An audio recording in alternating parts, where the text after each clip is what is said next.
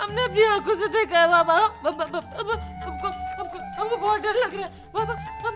हम जा रहे हैं, हम तहसीलदार को नहीं, तुम किसी को कुछ नहीं बताओगी, किसी से कुछ नहीं कहोगी। तुमने कुछ देखा ना सुना, अपना मुंह बंद रखना होगा तुम्हें, समझी तुम? बाबा, उसे सोराब खान ने मारा है। हम इतना बड़ा सच्चाई कैसे छुपा सकेगा?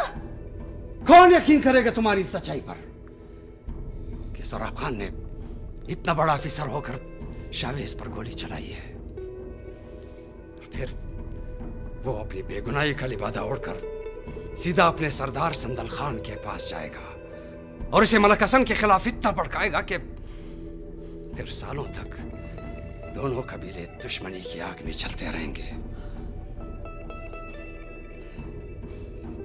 बस तुम्हें अपना मुंह बंद रखना होगा।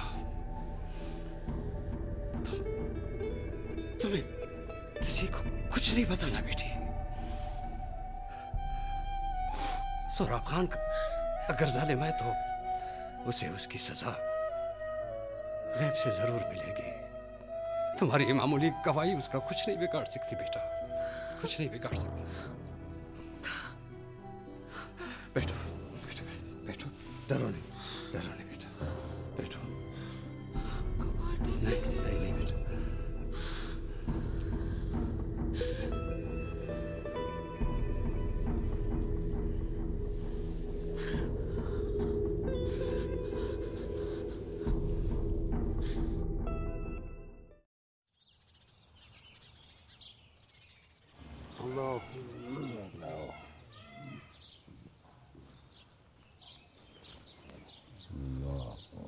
जरा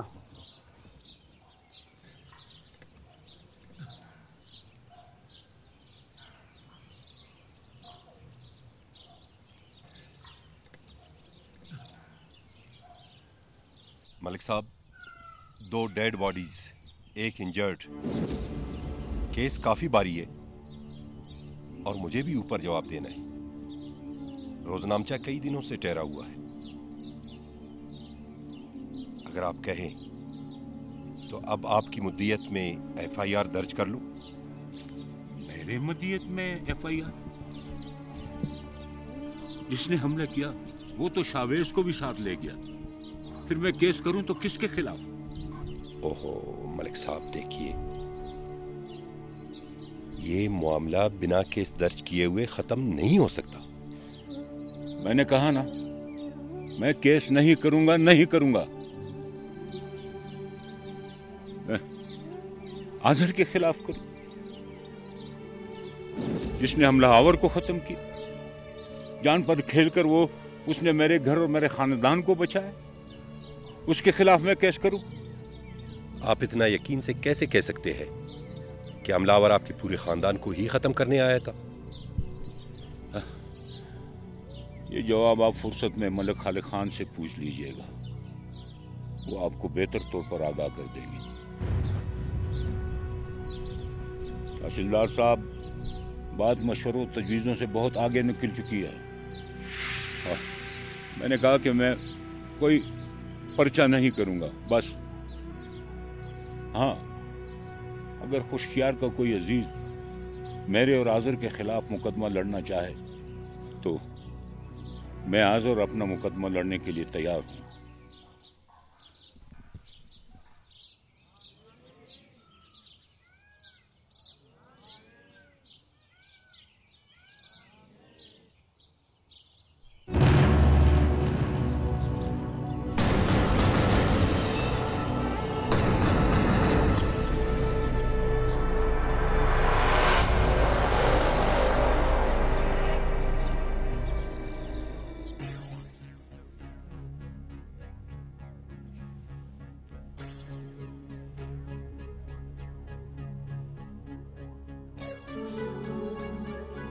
शुक्र है खान के गोली टांग के नरम गोश्त को छूते हुए निकली है और हड्डी की बचत हो गई, वरना इसी बिस्तर पर तुम्हें 3-4 महीने गुजारने पड़ते।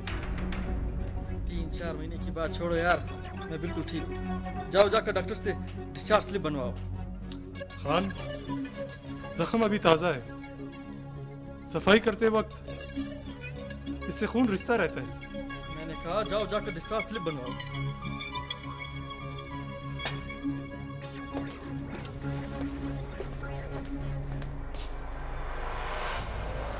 जो सोचा था वो नहीं हुआ, जो नहीं सोचा था वो हो गया। लगता है काम निकल जाने के बाद सौरभ मुझे बिल्कुल भूल ही गया।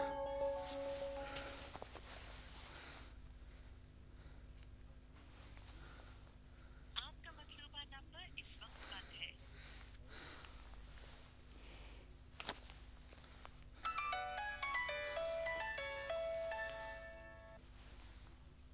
हेलो आज़र, मेरे भाई कैसे हो तुम खैरियत से तो हो ना? तुम्हारा ये जो रोना है, क्या कुछ नहीं किया मैंने उसको रोकने के लिए, लेकिन लगता है सब बेकार में गया। क्यों रो क्यों रही हो? कैसे ना रो, भाई हो तुम मेरे। अल्लाह ने तुम्हें मौत के मुंह में जाने से बचाया है। तुम्हारा जख्म अब कैसा है? अब तो बिल्कुल ही भर जाएगा, बस कुछ दिनों की बात। अभी घर में फातिया के लिए बहुत से लोग आ रहे हैं। मुझे जैसे ही मौका मिला मैं मिलने आऊंगी। बस तुम अपना बहुत ज्यादा ख्याल रखना और दवा वक्त पर लेते रहना, ठीक है? अल्लाह हाफिज।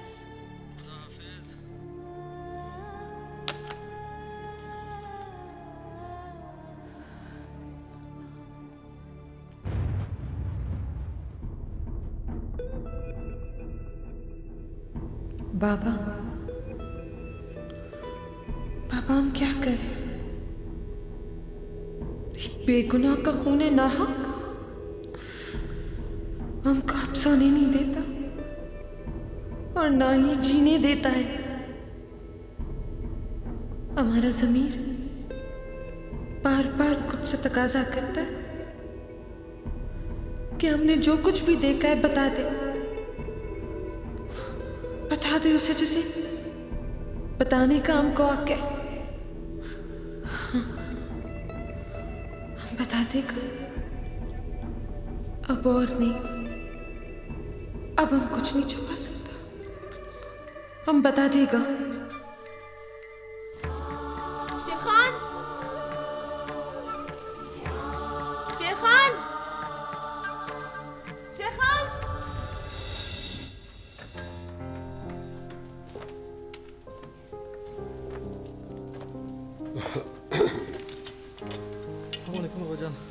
लेटे रहो बेटा, लेटे रहो।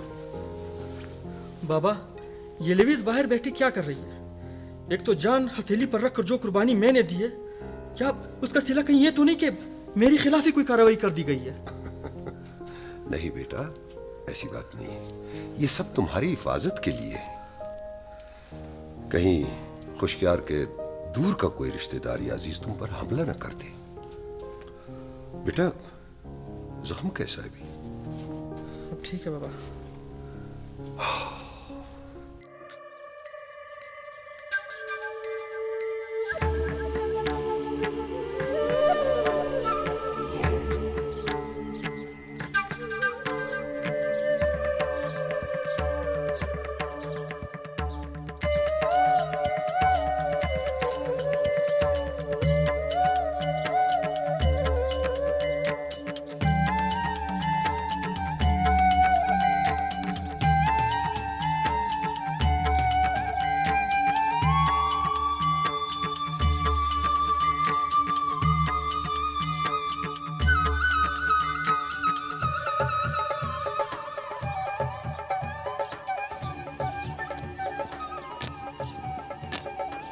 नगमा कहाँ है?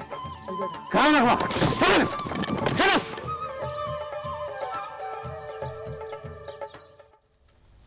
सर, ये खातून आपसे मिलना चाह रही है। जी।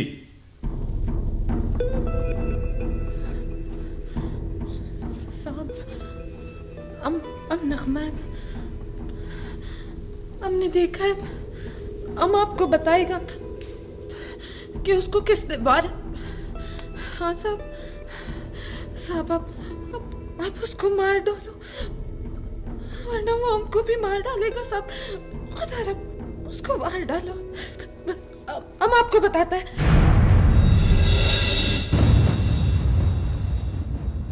कई सदियों से मेरे लफ्ज़ हैं नाराज़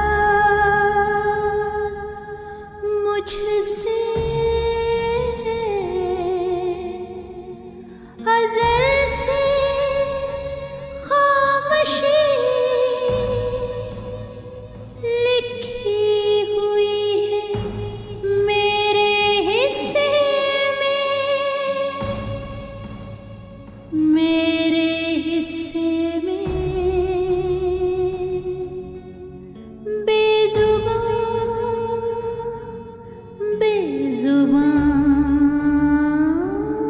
बेज़ुबां बेज़ुबां